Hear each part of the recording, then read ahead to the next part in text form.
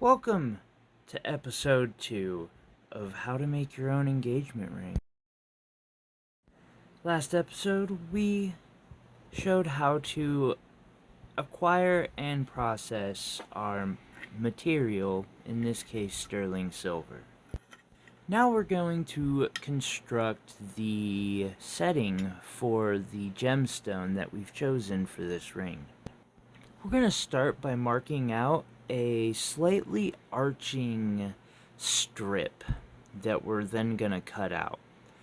This strip will need to be the circumference of the stone, so you'll want it about 3.5, I go with like 5-6 times the size of the stone to give me enough to be sure. Now we take a ruler saw and we cut out the arch that we marked into the piece.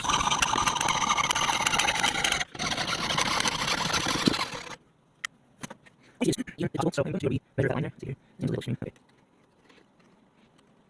Okay.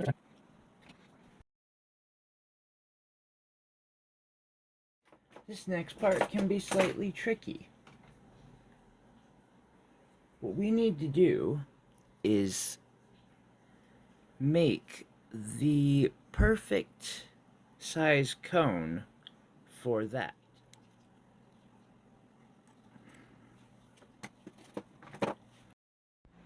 You may need to really work with this metal, and you might need to anneal it once or twice during this process. I'm going to cut this here so I have a straight line.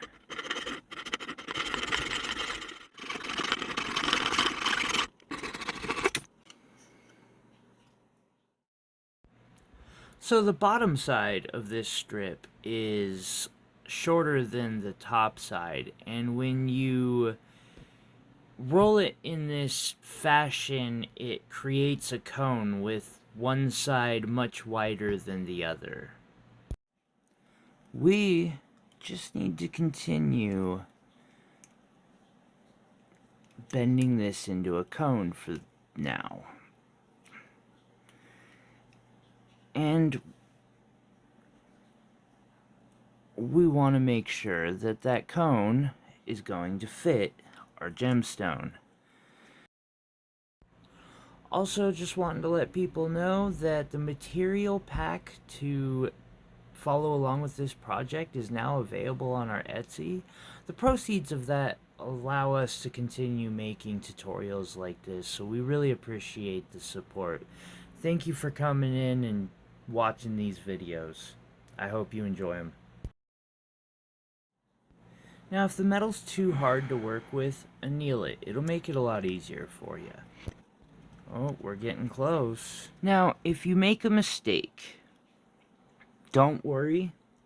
You can just melt, and I know it sucks, but you can melt this down and start over. And you might even be able to just start out, like, I can start over with this if I need to. But once you get it to the size roughly that you want, you gotta cut it so it's gonna fit together. That can be the most difficult part, especially because this one is trying to fight me the whole way.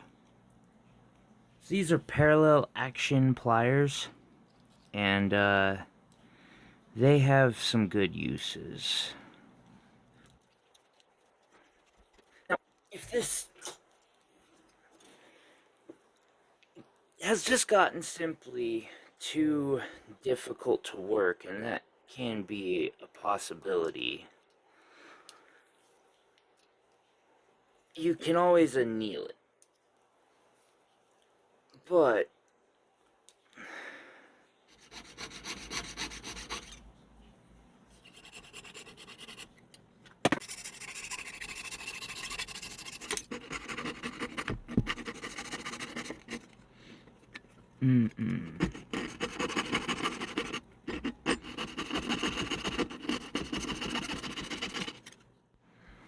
at this point, you're going to want to adjust the edges to meet up with each other as flushly as possible.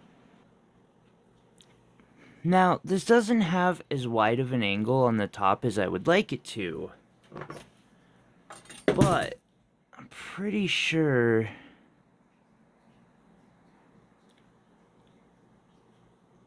we're gonna make it get there anyway. It's workable.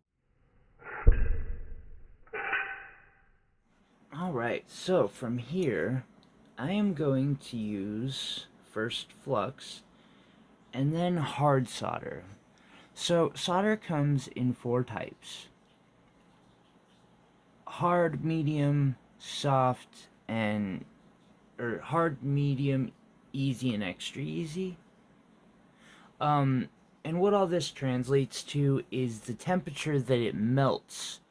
It melts at a lower temperature than the silver, and then bonds it to said silver. This is a double-edged sword, kind of.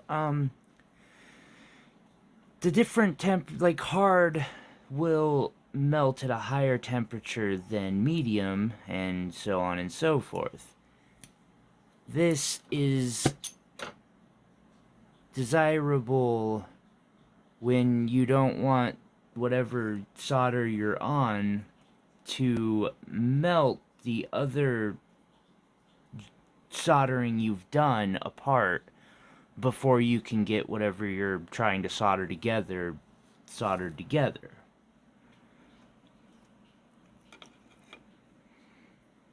Adjust my flame a little bit.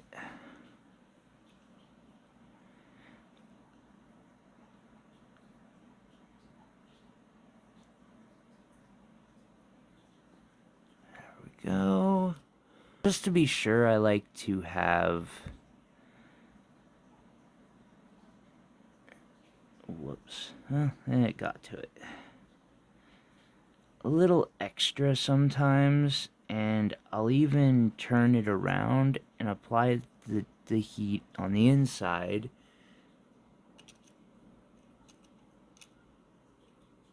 And throw a drop of solder on the inside.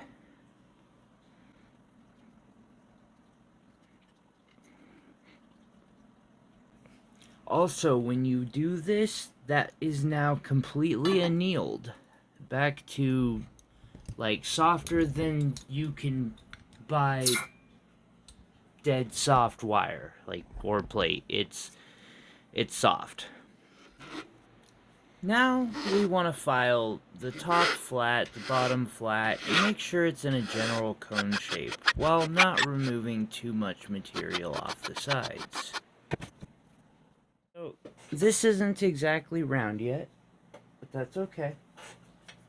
We're going to start rounding it out a little bit by using punches.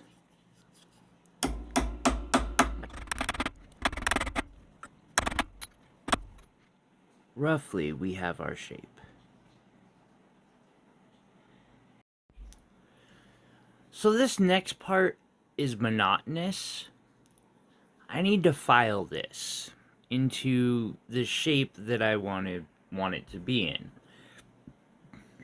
I'm not gonna bore you by just BSing the entire time.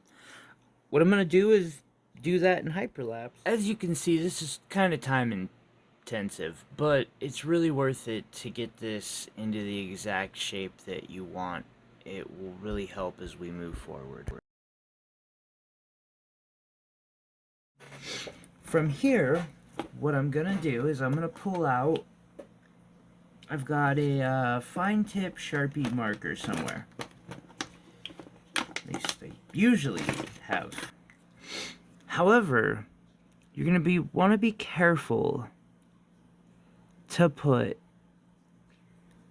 your seam on in the area that's not gonna have a prong.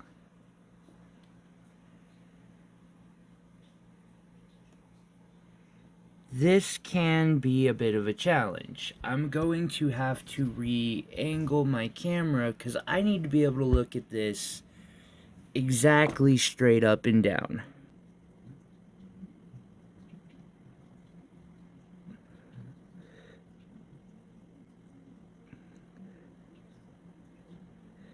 These marks on the top, I'm not going to want to lose those. So what I'm going to do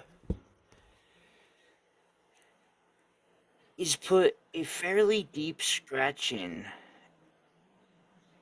place of each of these marks.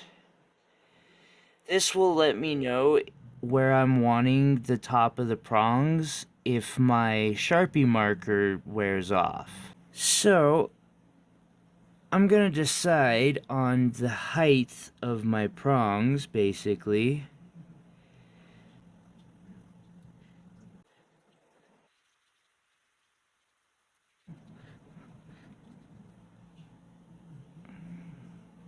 Yeah, and see, as you do this, your fingers rub off the Sharpie, so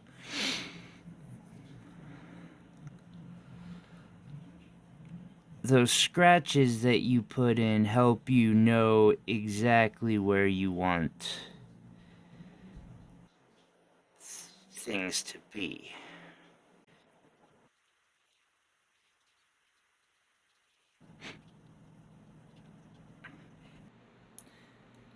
And so this is how we draw out our crown, is what they call it sometimes, the setting. And it's our guidelines.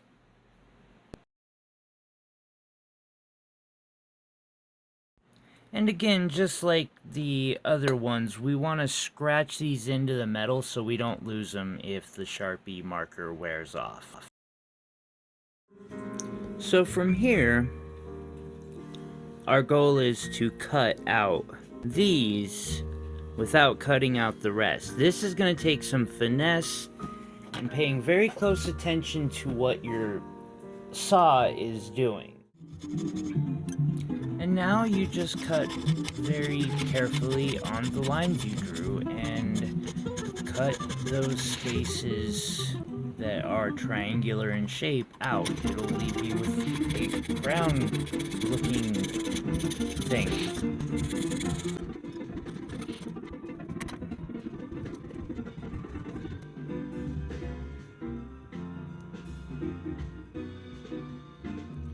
So now I'm gonna do the rest in hyperlapse.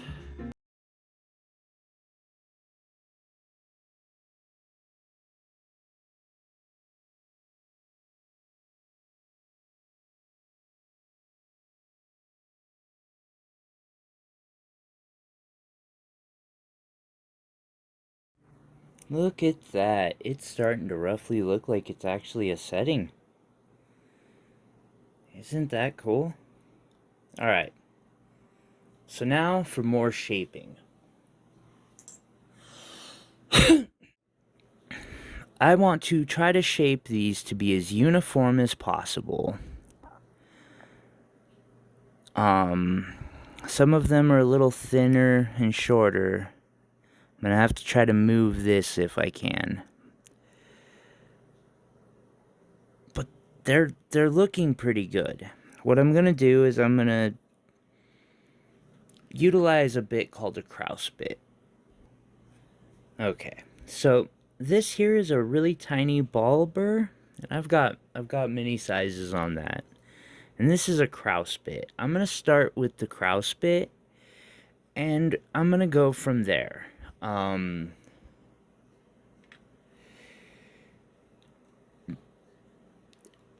gonna hope I can actually do this with just this and a ball burr, but I might need a few different bits. I'll start on camera or on regular speed, and then I'm gonna move it up to hyperlapse.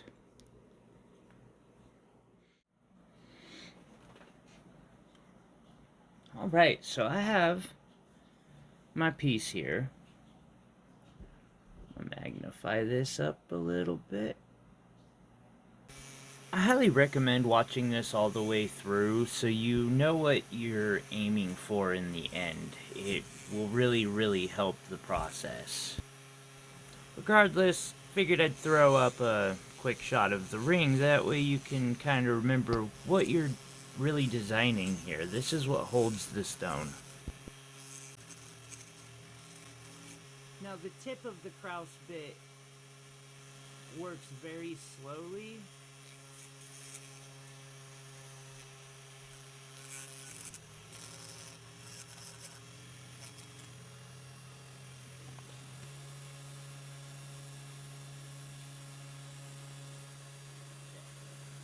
Want that prong as straight as possible.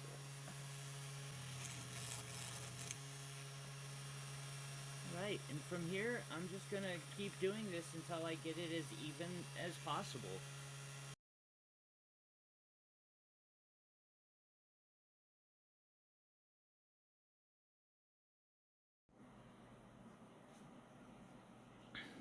Alright, so we are not doing too bad. It's looking pretty close to the original. Hopefully that'll pop up over here or something. So what's the next part? We want, if you look closely at the ring, you'll notice it has these little dips on the bottom side of the setting. It's mostly aesthetic, but we're gonna try to replicate it anyway. Right here, we're just marking in the spots on the bottom that we want to take out for our design. This bit works best if you start by using the tip to get a little notch in and then run up. Unfortunately, it can jump on you if it wants to be a pain in the butt. Can't get it to control easily?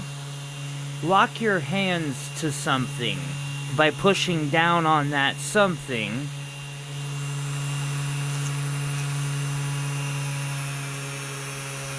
And voila, as much as it may want to jump, it can't.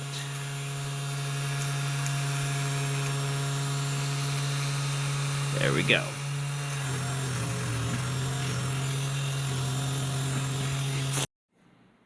Next, you're going to want the triangular file.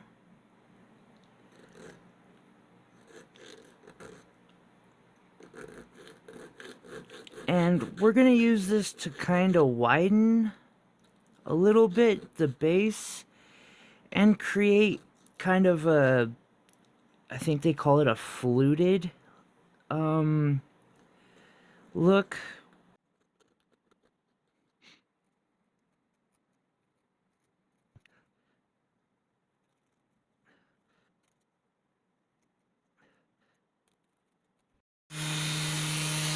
At this point, I'm just taking rough abrasive wheels, which I forgot to bring up earlier, to take off the marking scratches that I had put in, and really anything else, even out some of these.